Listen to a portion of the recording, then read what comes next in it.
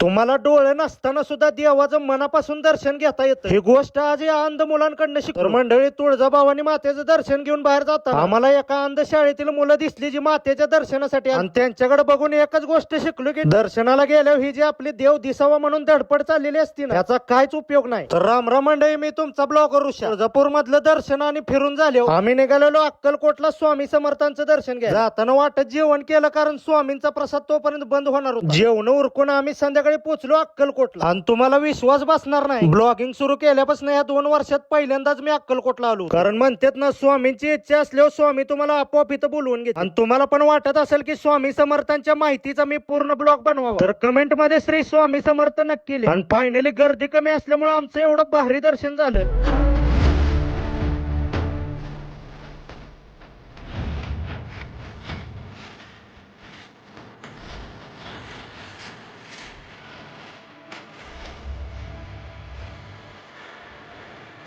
तर मंडळी, अक्कलकोट म्हणजे माझ्या वडिलांचं आजोबा, आणि त्यांचं लहानपण पण तिथंच गेल्यामुळे त्यांना प्रेमानं स्वामी पण म्हणते. मग तिथनं सगळं दर्शन उरकून आम्ही बाहेर आलो, सगळ्या स्वामी भक्तांच्या आवडीच्या जागेवर, म्हणजे स्वामी समर्थांच्या मूर्तीच्या पुढे, जिथं उभं राहून सगळ्यांना फोटो काढायला लय आवडतं. मग आम्ही पण तिथं उभं राहून फोटो काढलं, आणि आम्ही सगळे अक्कलकोट वरून सोलापूर मार्गे पोहोचलो आमच्या कुलदैवताला, म्हणजे श्री क्षेत्र बाळ्याचा खंडोबा. तर मंडळी, बाळ्याचा खंडोबा आमच्या सारखाच बऱ्याच जणांचा कुलदैवत असून गेल्या काही दिवसापूर्वीच इथली यात्रा संपन्न पण झाली, आणि मी पुढच्या वर्षी नक्की प्रयत्न करीन की इथली यात्रा कशी कव्हर करून तुम्हाला दाखवता येईल. मग फायनली सगळं देवदर्शन उरकून आम्ही गेलो घरला. तर मंडळी, ब्लॉग आवडला असेल तर नक्की फॉलो करा.